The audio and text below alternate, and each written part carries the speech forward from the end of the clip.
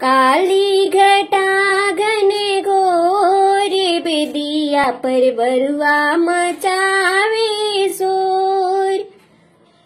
पापा को बुलाए तो पापा नहीं आए, पापा को बुलाए तो पापा नहीं आए।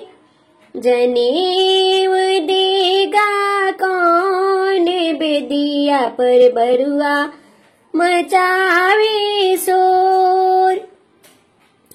अम्मा को बुलाए तो अम्मा नहीं आई, अम्मा को बुलाए तो अम्मा नहीं आई। भिक्षा डालेगा कौन बेदी पर बरुआ मचावे शोर। भिक्षा डालेगा कौन बेदी पर बरुआ मचावे शोर। काली घटा घने घोर बेदिया पर बरुआ मचावे। फुआ को बुलाए तो फुआ नहीं आई, फुआ को बुलाए तो फुआ नहीं आई।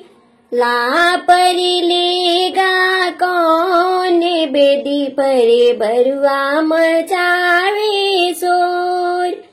लापर लेगा कौन बेदी पर बरुआ मचावे शोर।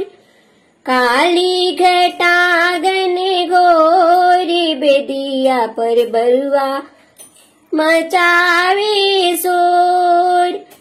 दीदी को बुलाए तो दीदी नहीं आई, दीदी को बुलाए तो दीदी नहीं आई। काजल करेगा कौन बेदिया पर बरुआ मचावे शोर। काली घटा घने घोर बेदिया पर बरुआ मचावे शोर।